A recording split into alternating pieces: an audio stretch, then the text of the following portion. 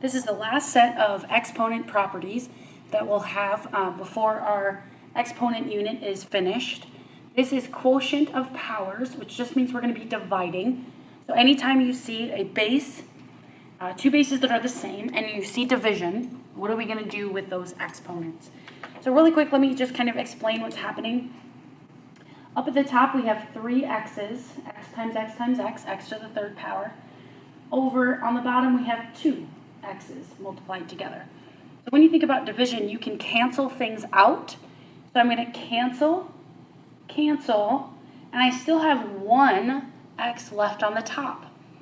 So how am I going to get, so my answer is x to the first, but how can I use these numbers, 3 and 2, to get a 1? And the answer is you could subtract them. That's the easy way to do it. So if you divide two numbers with the same base, what you're going to do for the exponents is you're going to subtract them as it's shown here.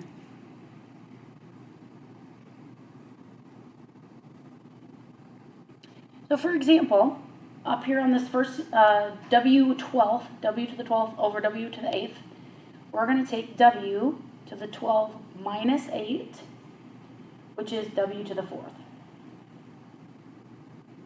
Okay? Same thing here, 20 minus 14 is x to the 6th.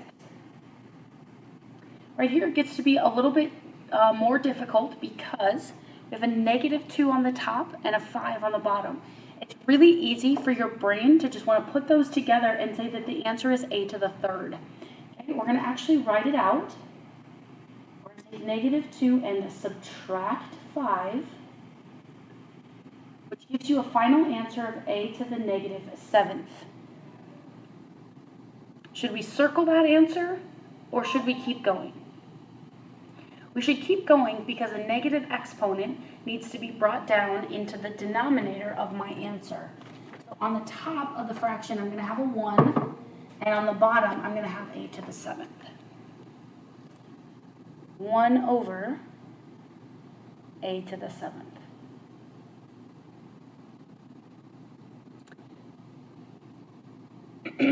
Then the second more difficult problem here has some numbers involved. The numbers are just the fraction 5 over 10. 5 over 10 is just a fraction that I can reduce. So we're going to reduce the fraction or divide it if we can. 5 over 10 is 1 over 2. And then I'll deal with the b's. If I take b to the 9 minus 4, that's going to be b to the 5th. So b to the 5th, being a positive number, gets to stay up on the top of my answer with a 2 on the bottom. You can put this 1 here in the front, but it actually does not have to be there. So it's up to you if you want to choose to put it there or if you want it to go ahead and just disappear. It doesn't have to be there. You can put it, but it's completely up to you. Okay? Then the second thing is, this is something that we've already kind of talked about what to do when there's exponents on the outside of a parenthesis, but what happens when we kind of combine this division idea with exponents on the outside of a parenthesis? So this is called the power of a quotient. Okay, so we have parentheses and then a little exponent on the outside. What we're going to do is we're going to make sure that that exponent gets to both the top and the bottom of that fraction. So for example, this is a very simplified example.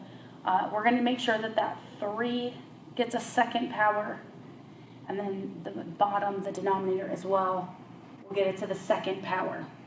So 3 to the second power is 9, 5 to the second power is 25. And that would be done. Again, very simplified version of that problem. Let's go over to number 2. This is a little bit more like what you're going to see. We're going to go ahead and give that squared to the 3. So we'll have a 3 squared. And then we've already talked about that this is multiplication to the exponents. So 8 times 2 is d to the 16th. Now let's go to the denominator. Give that squared to the 4. 5 times 2 is 10. Okay, Now I'm going to work on simplifying this out. 3 squared is 9. 4 squared is 16. And now I'm going to go one more step and I'll work with the D's. You can take a minute to think, can I reduce these two numbers here, 9 and 16? But you actually cannot, so those are going to stay 9 and 16. And then now I'm going to worry about the D's, and I'll do that subtraction because I'm seeing division. So the 9 will stay on the top. The 16 coefficient will stay on the bottom. Now we're going to subtract 16 minus 10, which is a positive 6, so that will stay on the top. Okay, the last three problems on the bottom, 2 and 3, are exactly like the question that we just finished doing. And question number 1 is going to come back around.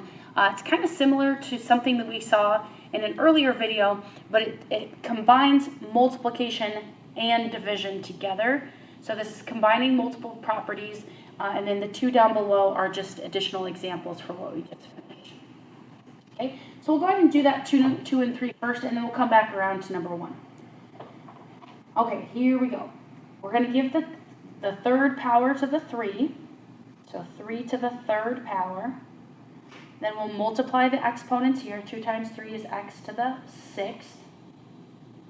We'll give that exponent to the 2 in the denominator, and then we'll give that exponent to the x as well. 3 to the third power. Now in our calculator, again, we're going to use that upside down V button. Looks like this here. So we'll go 3 to the third power. You'll see that in the bottom of my screen here. 3 to the third power, which is 27. So we'll have 27 off the top. 2 to the third power is 8. And then we'll go ahead and do our subtraction. 6 minus 3 is 3. If that happened to be a negative number, I would just make sure to write that answer in the denominator. Okay, let's try that one more time. This would be a good chance to pause the video, try question 3 on your own, and then go ahead and replay the video to see what the answer for number 3 should be. This is multiplication of the exponents, so it'll be x to the 28th. And then on the bottom, we're going to go and give that exponent to the 3. And then again, do some multiplication here.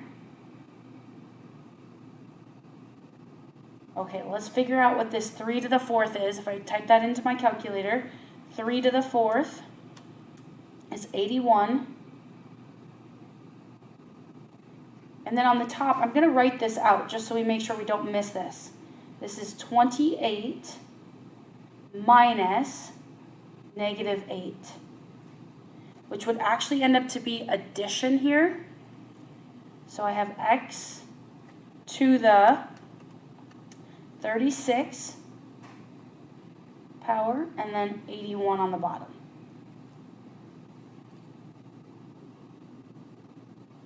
Okay, the last question, question number 1, is a question that you've seen before, but it kind of comes back around on this assessment again because it's combining multiple properties. What we did the last time we saw this is we had an over 1, and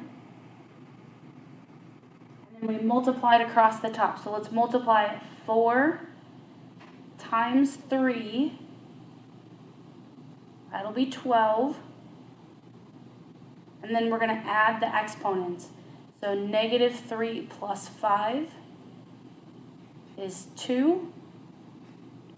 And then across the bottom, we're just going to rewrite what's there, 5x to the 7th. Now the 5 and the 12 cannot be reduced. You're going to check and make sure that that can or cannot be reduced. Figure that out. And then for the x's, we're going to do subtraction. So I'll do 2 minus 7. Since 2 minus 7 is a negative number, I'm going to actually write my answer in the bottom. So 2 minus 7 is negative 5, so that means it goes in the bottom as a 5. Okay? You could also think of it as If I take 2 x's out of the top, there's no x's on the top. Then if you take 2 x's out of the bottom, I would still have 5 left. And that's your answer there.